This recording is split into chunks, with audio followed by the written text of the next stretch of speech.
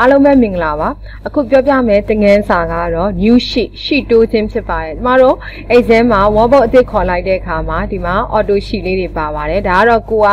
option မှာပေါ့နော် option မှာတစ်ခုသတ်မှတ်ထားရင်တစ်ခုပါသုံးခုသတ်မှတ်ထားရင် sheet 3ခုပါလာပါလိမ့်မယ်ဘယ်လိုပဲပြောပြောဘယ်နှခုပဲပါပါကိုက sheet အသစ်ထပ်လို့ခြင်းတယ်ဒါဆိုရင် sheet 1ဖြစ်ပါတယ် sheet တစ်ခုပဲပါလာတာဖြစ်ပါတယ် sheet အသစ်ထပ်လို့ခြင်းတယ်ဆိုရင်တော့ new sheet လေးကိုခေါ်ပြီးတော့အသစ်ကြိုက်တဲ့လောက်ထပ်ခေါ်လို့ရပါတယ်ဒီမှာဆိုရင် exam ရဲ့အောက်မှာရှိတဲ့ status bar မှာဒီအပေါင်းလက္ခဏာလေးကိုပွာနာထောက်လိုက် new sheet ဆိုတာပေါ်လာပါတယ် sheet အသစ်ထပ်ခေါ်ခြင်းတယ်ဆိုရင်တော့ new sheet ကိုကလစ်တစ်ချက်နှိပ်လိုက်ပါမယ်ဒါဆိုရင် sheet 3ဖြစ်သွားပါပြီနောက်တော့ထပ်ခေါ်ခြင်းတယ်ဆိုရင်ဒီမှာတော့ဒီမှာ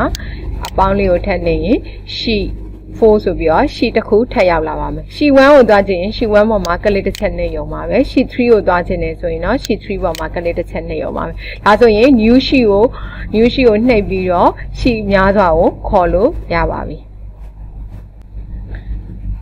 အခုပြောပြမယ့်အကြောင်းအရာကတော့ rename sheet ပေါ့ sheet ကိုနာမည်ပြောင်းခြင်းဒီမှာတော့ sheet တွေကို sheet အသစ်တွေကိုခေါ်တဲ့အခါမှာဘယ်လိုပေးလဲဆိုတော့ sheet 1 sheet 2 sheet 3 sheet 4ဆိုပြီးတော့ပေးပါတယ်ဒါကနည်းရင်အကြောင်းမဟုတ်ပေမဲ့ sheet တွေခေါ်တာများလာတဲ့အခါမှာ sheet 1မှာဘာအကြောင်းအရာတွေထည့်သွင်းထားရလဲ sheet 3မှာဘာ data တွေရှိရလဲ sheet 4ကရောဘာတွေရှိရလဲဆိုတာမမှတ်မိနိုင်ပါဘူး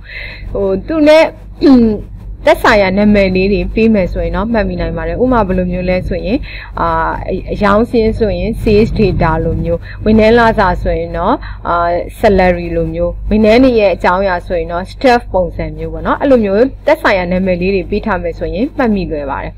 အဲ့ဆိုရင်နာမည်ပြန်ပြောင်းမယ်ဆိုရင်ဘယ်လိုလုပ်ရမလဲဆိုရင်ပြောင်းလို့တဲ့ sheet ပေါ်မှာကျမတို့ sheet 1ကိုပြောင်းခြင်းလဲဆိုရင် sheet ပေါ်မှာ right click နှိပ်ပါမယ် rename ကို click တစ်ချက်နှိပ်ပါမယ်အဲ့ဆိုရင်သူကဒီ sheet 1ပေါ်မှာကစားရောက်လာပါပြီကိုပြောင်းခြင်းတဲ့နာမည်ကိုရိုက်ထည့်ရုံပါပဲ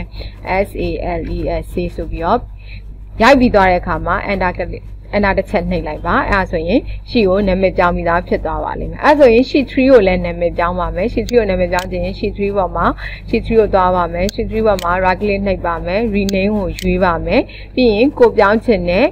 နာမည်ကိုရိုက်ထည့်ပါမယ်ရိုက်ထည့်ပြီးတဲ့အခါမှာ enter တစ်ချက်ခောက်ပါမယ်အဲ့ဒါဆိုရင်တော့ဒါက sheet ကိုနာမည်ပြောင်းနေပါအဲ့ဒါဆိုရင်သက်ဆိုင်ရာနာမည်ပေးထားတဲ့အတွက်ကိုကဒီ sheet ထဲမှာဘာတွေရှိရဲဆိုတာအလွယ်တကူသိနိုင်ပါတယ် sheet တွေများလာတဲ့အခါမှာလည်းခွဲခြားရလွယ်ကူပါလိမ့်မယ်